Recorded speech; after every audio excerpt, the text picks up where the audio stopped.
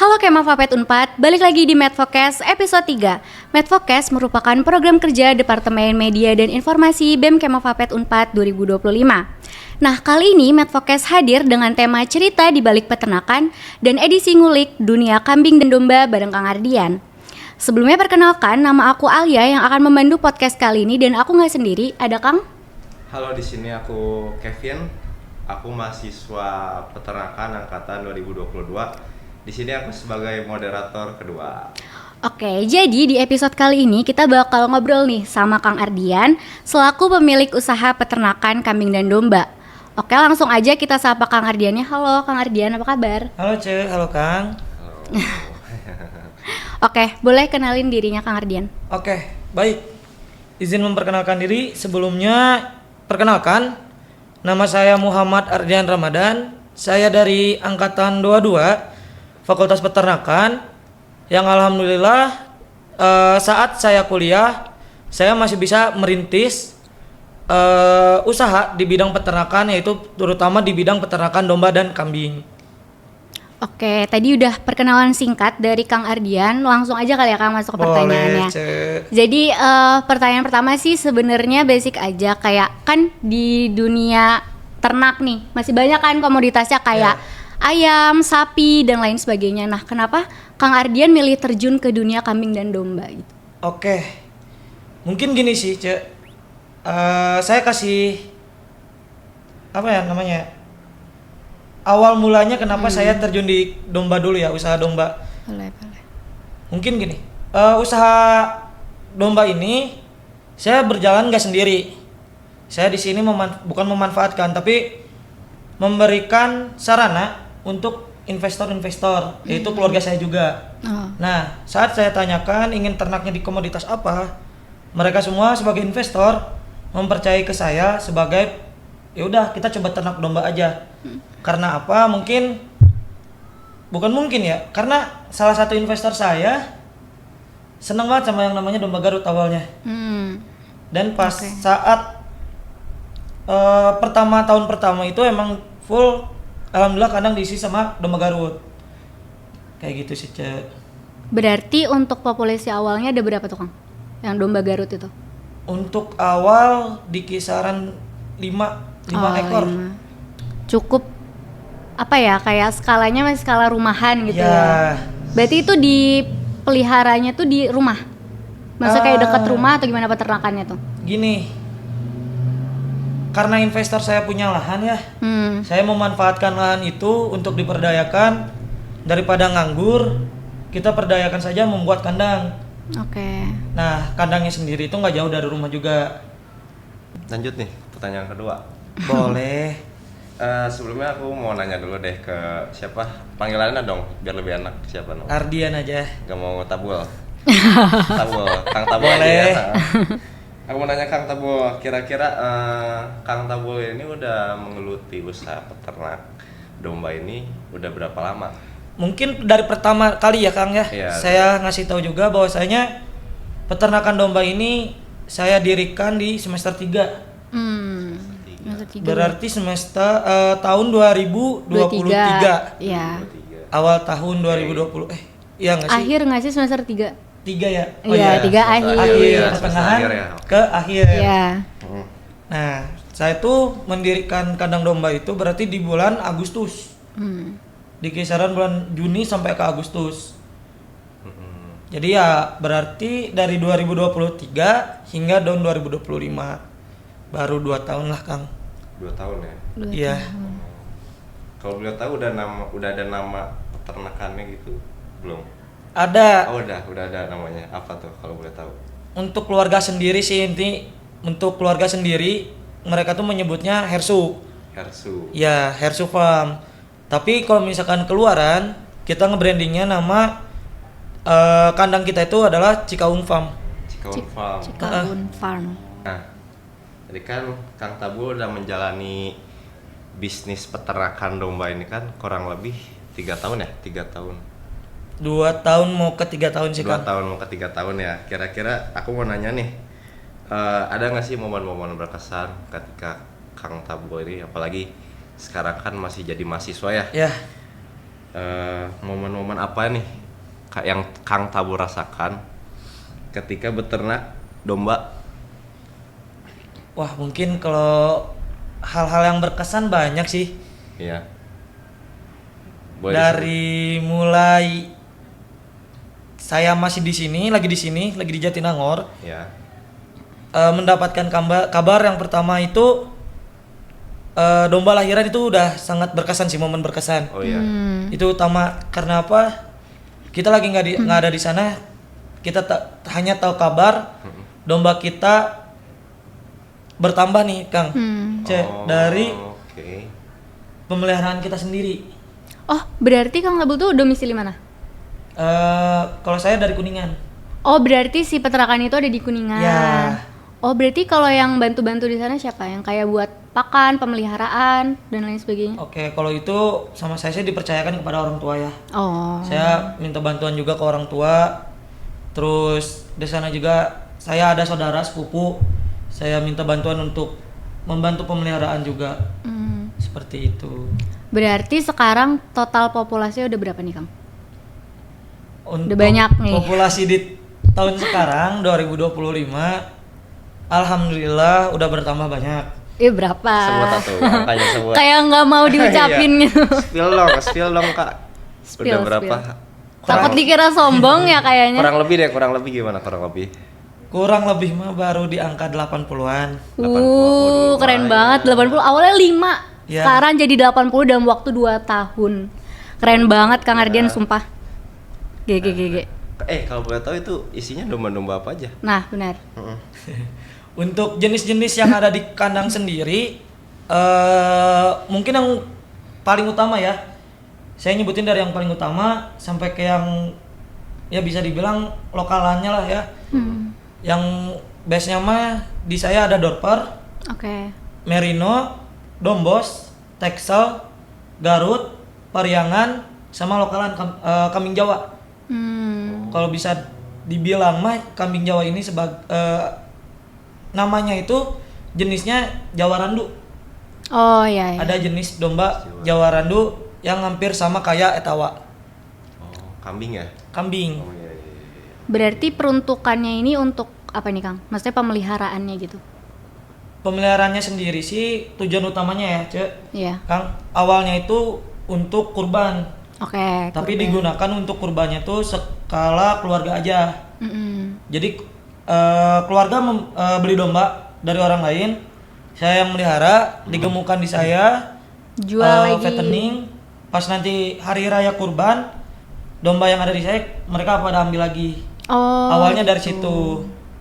Oke, Terus oke. kesini-sininya di tahun 2023 akhir setelah kurban pertama 2024 tahun 2024 ada keluarga yang mencetuskan kita pakai sistem fattening ataupun ya penggemukan. Ya. Untuk apa peruntukannya? Yang pertama sebagai bahan jual untuk kurban, akikah, sama perayaan-perayaan sih. Oke. Kayak syukuran kayak gituan. Nah, berarti kan tadi peternakannya kan ada di Kuningan, sedangkan Kang Ardian ada di Jatinangor gitu. Ya. Apalagi Kang Ardian juga lagi mahasiswa semester akhir, lagi Iya. penelitian, nyusun skripsi dan lain sebagainya. Nah, aku pengen tahu aja sih kayak tantangan terbesarnya tuh apa sih? Mungkin ngebagi Gimana waktu. ya? Bagi waktunya sih, Cek. Iya. Dikala di kandang sedang terjadi musibah, Mm-mm. sedangkan di sini juga ada saya sendiri lagi terikat, Iya. nggak bisa seenaknya lah harus berangkat ke Kuningan. Nah mungkin di situ sih titik beratnya lah, bisa Beratnya. dibilang ngebagi waktu antara manajemen di kandang sendiri sama manajemen waktu untuk perkuliahannya. Apalagi sekarang kan lagi penelitian dan nyusun ya, alhamdulillah. Udah nyusun penelitian sama organisasi. Ya. Heeh. Itu juga jadi nggak bisa seenaknya keluar lah langsung Iya. pulang gitu. Iya, benar. Palingan komunikasi sih, dikomunikasikan dulu sama orang yang ada di kandang.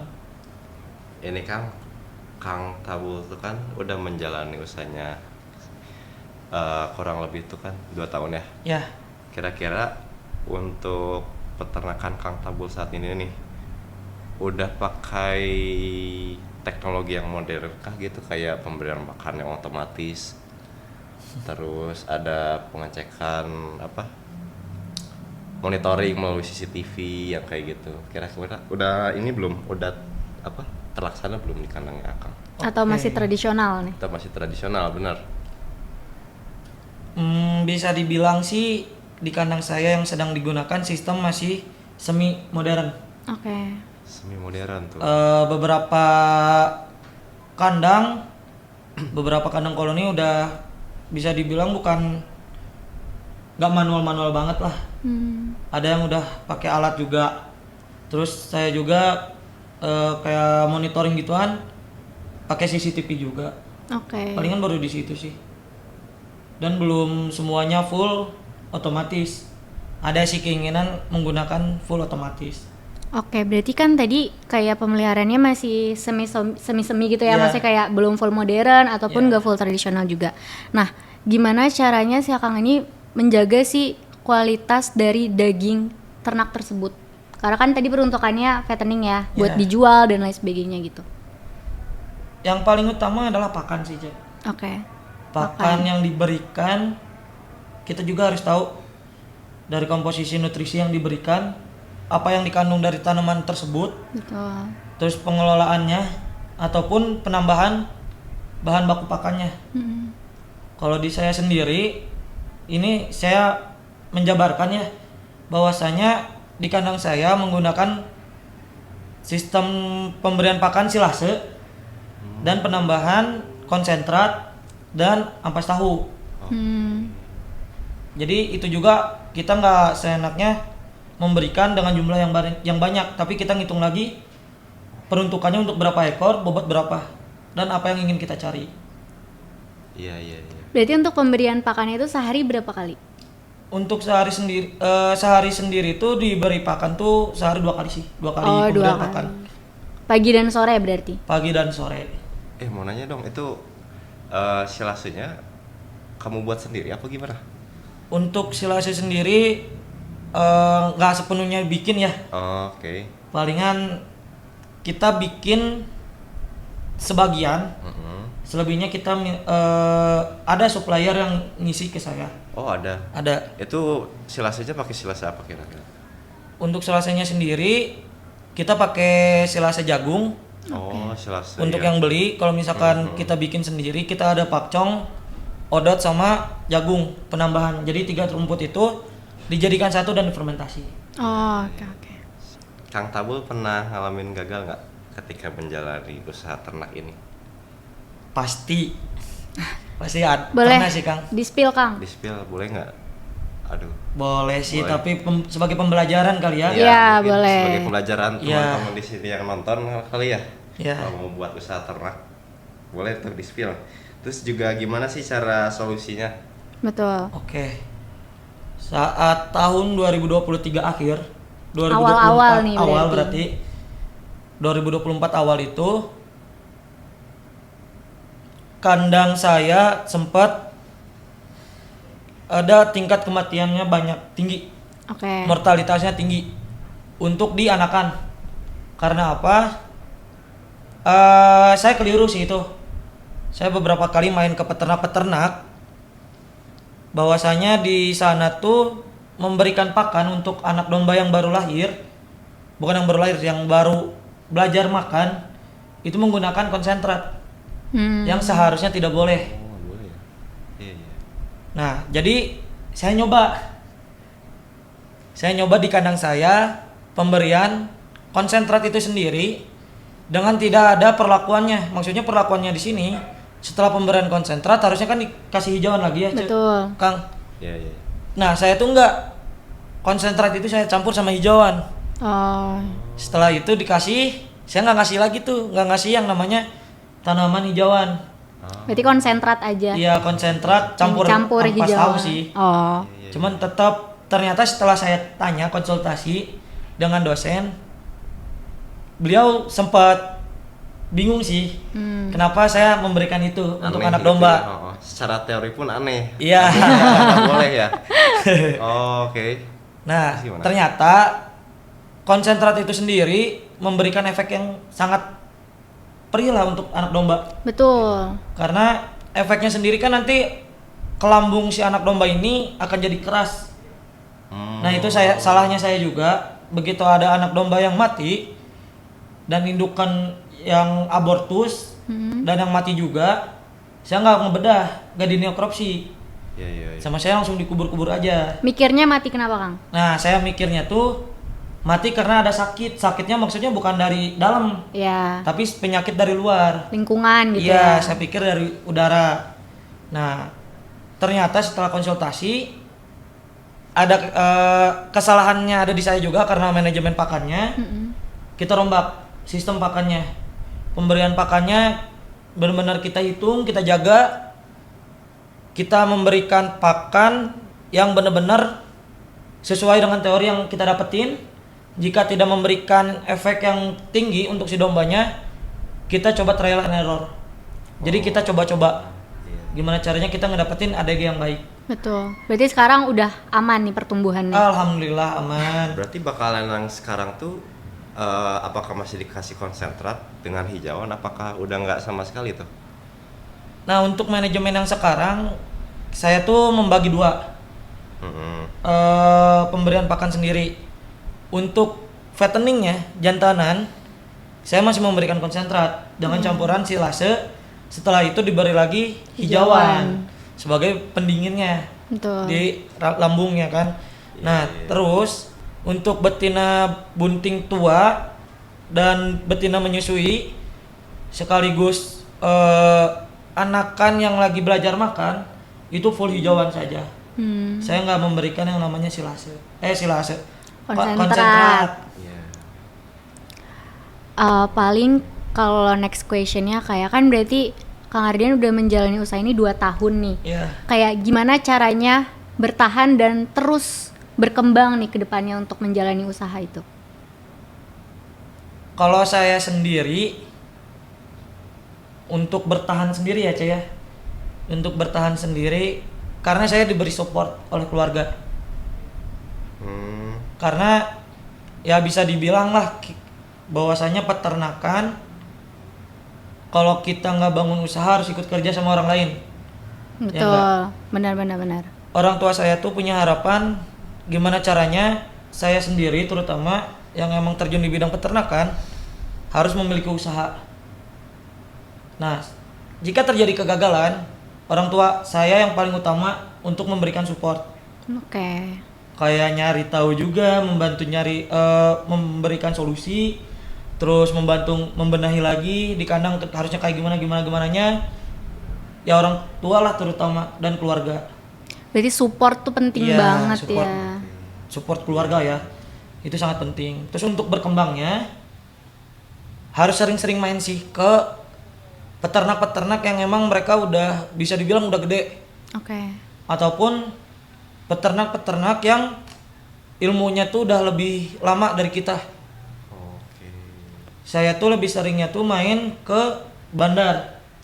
Di mana tuh bandar? Bandar domba. Oh, bandar. Ataupun bandar kambing. Bandara. Kirain bandar tempat Bukan, ya. Oh iya. Beda. Beda bukan bandara. Jadi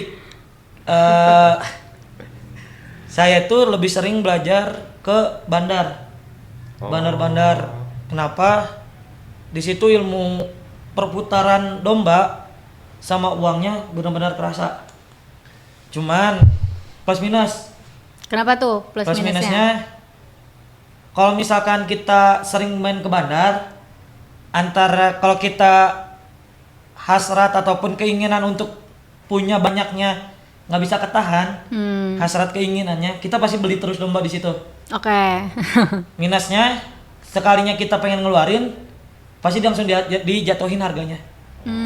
Tapi nggak semua bandar kayak gitu, hanya beberapa.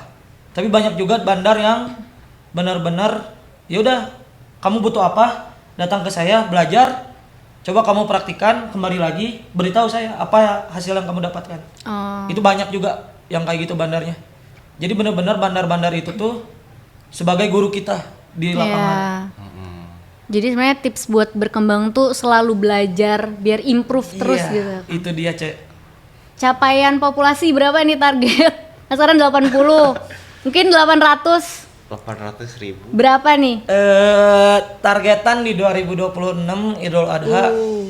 Keinginan saya dan orang tua dan terutama bapak saya pengen nyentuh di angka 300.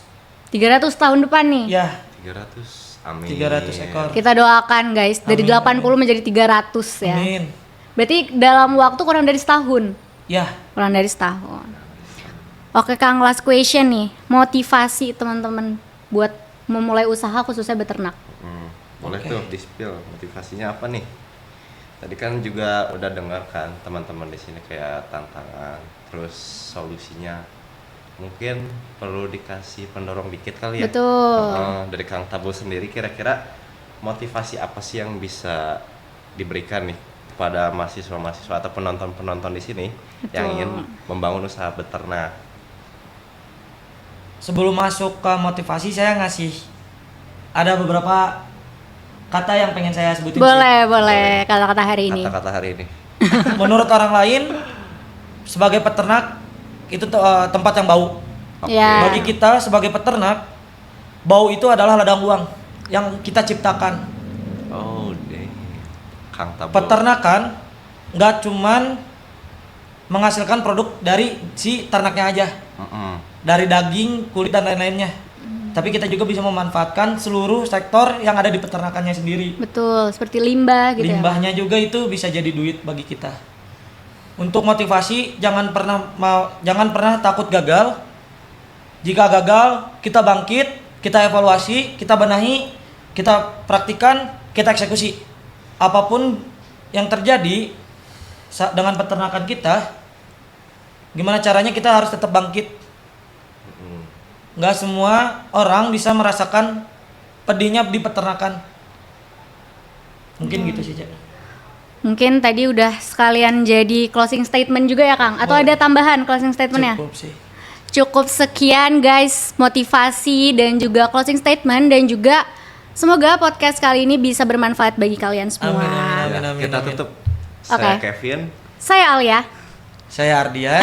Sampai jumpa di episode selanjutnya. Dadah. Bye bye.